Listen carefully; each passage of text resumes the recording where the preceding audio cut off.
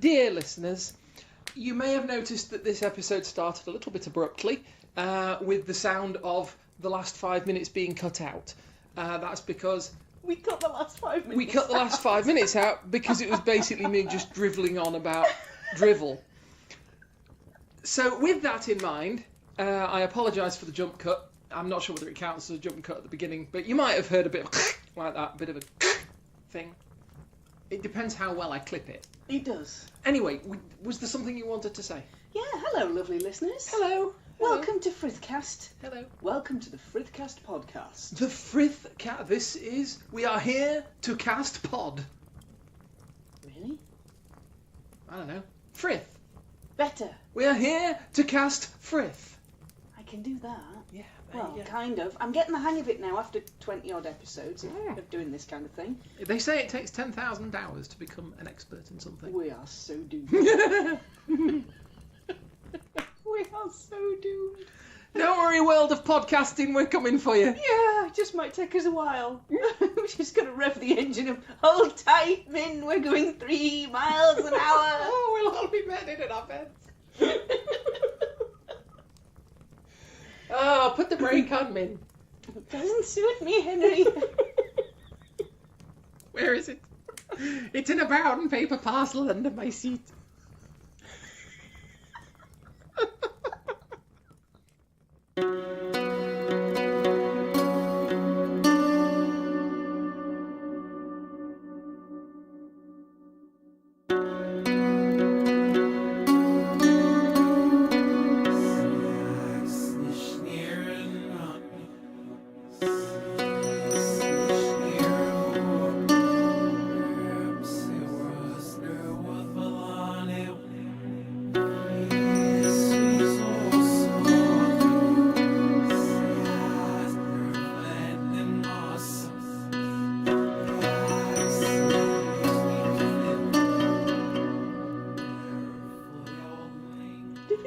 Episode this was? Oh, 20 something. 22? 22, I think. Welcome to Frithcast episode 22. 22. 22. 2 little ducks. No, can't be 22. 2 little ducks. Is it not 23? I want 2 little ducks. Do you? Yeah. Oh, you can have 2 little ducks, dear. Thank you. Episode 22 it is then. Okay. We'll have that. Listeners, this might be episode 22B. I'm not entirely sure until 2 ducks and a bee. This is getting worse. Okay, calm. Big deep breath. This is the menagerie episode. Serious face. Serious? Are we doing serious? Well, Okay. I'm possibly doing serious. Hang on. It's not working very Hang well. on, more coffee. More coffee. That's not a way to do serious. I need coffee if I'm going to be serious. I have to solidify myself. No, I don't mean that. No. Consolidate myself? Possibly. No. I have to... Caffeinate? Caffeinate myself, certainly, yeah. I have to be... There's the bee again. Bee. Bee. Big blue wobbly thing that mermaids live in. Okay. Hello. Hello. Welcome to episode 20-something of Frithcast. I'm Suzanne. I'm an ambassador for tech, which is the Asatru community. And I'm Kate, and I'm not. Okay. I am, as always, the Celebrated druidy thing. passing druid with a cup of coffee and relatively little knowledge of heathenism. It'll be all good. It'll be all good. So, last episode we had a chat about the gods of the waves. And we talked about Aegir, and we talked about Ran, and we talked a bit about Njord. And I upset Calypso. Possibly. We might have redefined our wee spot, downgraded accidentally. Yeah, sorry. Let's not do that. So, we said that this episode we'd look at an additional story time, because I quite like doing a wee bit of the myths and legends that we've got. And we've got a whole lot to choose from. Absolutely. There is a particular one that's connected with Njord, so I thought it would be a good run-on from the last episode to this one. Okay. To talk about him getting married. And it's All right. not what you'd call a typical marriage. So we're going for a maritime matrimonial theme. I can't can't believe you just said that without actually tripping over your tongue. Yes, we are. What I can't believe is that I didn't think to say, so we're going for a matrimonial maritime motif. Okay. I'm packing up and going home. I'm leaving the rest of this episode. She's got way more clue of what she's doing than I have. Coffee. Yay, coffee. So I thought we could have a bit of a telling of a story that I know as Can the Mountains Love the Sea? The marriage of Njord to Skadi. Mm-hmm. This story has got love in it, but in a whole different kind of way. How then shall I know my love? Are we two embers flung from the same fire, two raindrops that slide together, merging as one? Are we as a seed in the earth, dormant until soil, water and light join us together and we can grow? Or are we the summer breeze and the winter winds, the same but so different? How do we overcome our differences, and how do we love? As a binary star circling in the deep of space, lighting all around it, how then can I know my love? Is it by their eyes searching the stars? Is it by their hands that offer to hold me all the days of my life? Is it by their laugh, their words of kindness? Or is it by their feet? In the halls of Asgard, the gods were celebrating. Idun and her golden apples had been returned safely. The Jotun Thazi was dead. There sat Thor laughing aloud. Frey and Freya sat in their seats. Frigga, Asgard's queen, Vidar, Njord next to him. The All-Father sat over all, celebrating loudly with the rest. High in the mountains, a woman waited. Here, there was no celebration. No feast, no merrymaking. Skadi had waited 3 days for her father Thazi to return. She knew in her heart she would never see him again. She also knew that the gods had had a hand in his doom. She grew cold with anger, then icy with fury. She donned mail, a helmet, and chose the finest of her father's weapons, a silver steel sword, an ash-shafted spear, a circular shield inlaid with hawks. She took her skis, and she set off down the mountain for Asgard. At the halls of Asgard, Heimdall saw all. He saw the 9 realms, the stars, and every inch of deep space. He saw the clouds, the herds, the forests, the mountains, and he saw one very angry giantess skiing down the mountain towards Asgard, her face furious. When Skadi arrived at Asgard, she found the gods waiting to greet her. She took off her skis, held her weapons tight, and stalked through the gathered crowd of High Ones into the hall of the All-Father himself. Standing before the high seat, she banged her spear butt on the ground loudly, once, twice, 3 times, and stood proud. Odin All-Father spoke. Greetings, Skadi, daughter of Thazi. Welcome to my halls. You've come a long way down the mountain to see us. What do you want? The giantess scowled and said, I want restitution. My father is murdered. The whole hall went quiet. Name your terms, said the Lord of Asgard. You must have thought on them on your long journey down, and we do not want a long-lasting feud with you or your house. 3 things in full I want from you all, the giantess crackled with icy fury, and her eyes glittered. I want a husband from among your number. I want my father to see me wed.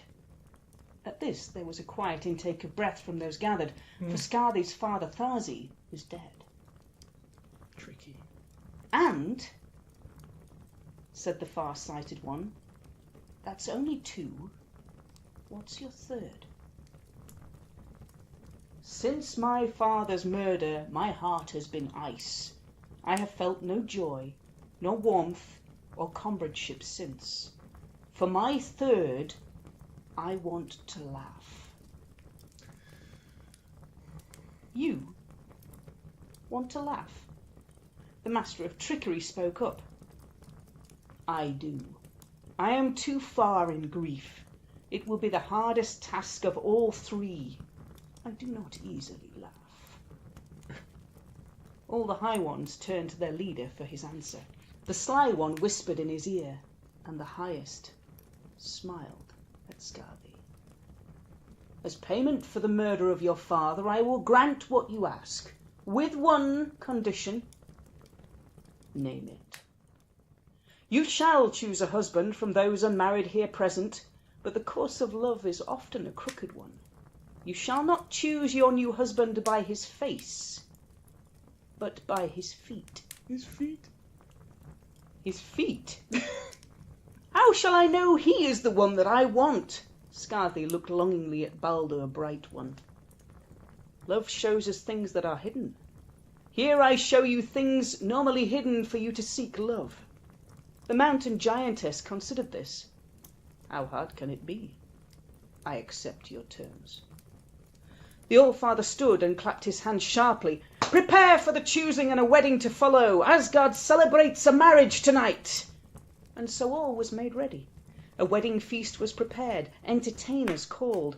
Those gods to be chosen from were bid to take off their boots and nail-bound socks and roll up their trousers and stand in a line behind a cloth so that Scarthy could choose from their feet alone. Just imagining those feet. The ice giantess turned to see a row of men's feet awaiting her, and the All-Father looking on. Choose, daughter of Thazi, and I will witness your marriage here and now. She looked hard at the feet in front of her. The first three pairs as she walked down the line were dirty, hairy, and smelly.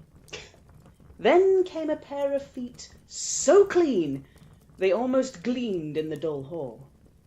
Scarthy looked at those feet and felt that they could only belong to Baldur the Bright, the Shining One. Her heart leapt. Here was a husband that could melt her grief and warm her heart. Him. Scarthy pointed, her heart hammering. I choose him. Your decision is final. Scarthy glanced down the line, but none were as clean as the feet she pointed to. It is. Then the choice is made. We celebrate. Dancers, musicians, skalds, come entertain us. The All-Father stood, arms wide. Remove the cloth. I will bless this marriage personally. The cloth was lifted high, and Scarthy found herself face to face with her new husband. Not Baldur as she wished, but Njord, lord of the seafarers and the sea harvests. He smelled of salt. His eyes were clear blue, and his weathered face kindly enough, but Scarthy felt her fury rise again. I was tricked. The cleanest feet should be Baldur's. You could have chosen Loki, the All-Father replied. You have your husband as our agreement. There are still 2 more of my terms. I may have my husband, but my father must see me wed, and I would laugh on my wedding day. You are right. And the All-Father reached into his cloak and drew out his hand. He threw high, and Scarthy saw 2 streaks burn the sky before settling into the firmament as 2 new stars. Your father's eyes, said the All-Father. Your father will see you on your wedding day and watch over you for all the days to come, for as long as the worlds last. So, giantess, mountain lady, you have your husband, and your father sees you. All that remains is your laughter. Loki, lord of tricks, entertain our lady guest on her wedding day. The trickster stepped forward, a sly grin on his face, and a thin string in one hand and a goat in the other. He walked to the middle of the room. The high ones formed a circle to give him space. Loki turned to face Scarthy and Njord. You ever travelled to the markets, he began, and had a struggle to carry all you wanted to take? Here I was, arms full, and I had to find a way of taking this goat too. Now goats, as you know, lady, have their own mind and would wander if not tethered. But, he held a finger up to emphasize, what to tether it to? A goat's beard is sensitive, and once you have it, you can lead him anywhere you want him to go. And so he tied one end of the thong around the goat's beard. and with my arms full, I did the only thing I could think of. I tethered the goat to my own pole to take him to the market. And he looped the other end of the thong around, and holding his hands as if full for the market, he stepped backwards with a, "Come on, goat, time for market."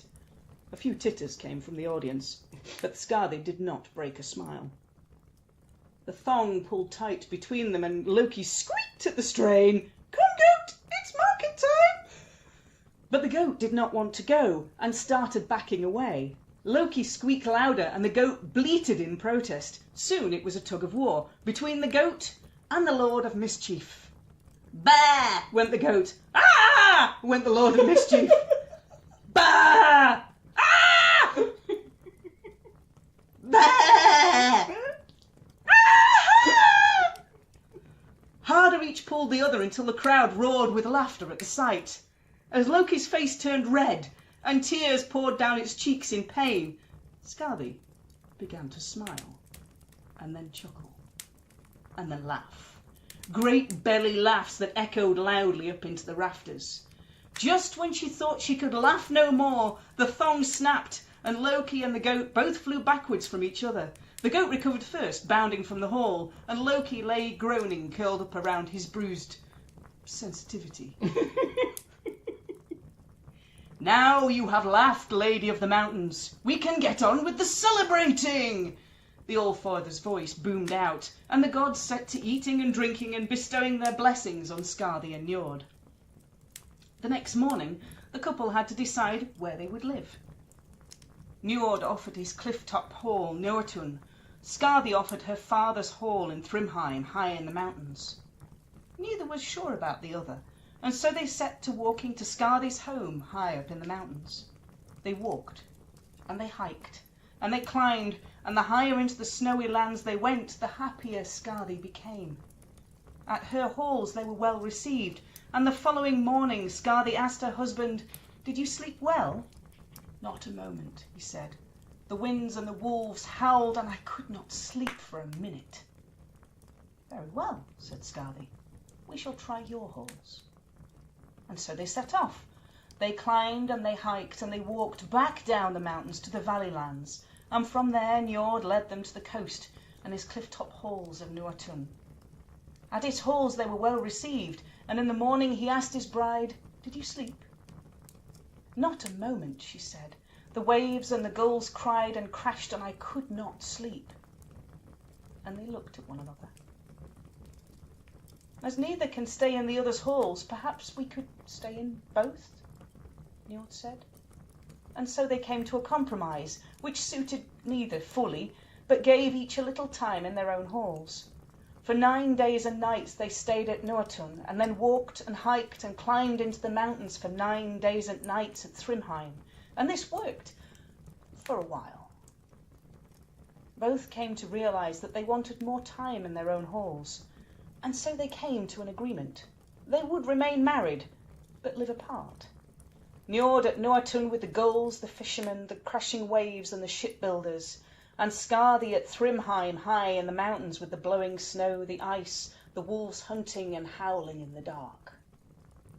And so the two lived apart, seeing each other at the annual festivals in the All-Father's halls, and they were both content with that. How then shall I know my love? Are we two embers flung from the same fire, two raindrops that slide together merging as one? Are we as a seed in the earth, dormant until soil, water and light join us together and we can grow? Or are we summer breeze and winter winds, the same but so different? How do we overcome our differences and find love? As a binary star circling around the deep space, lighting all around it, how then can I know my love?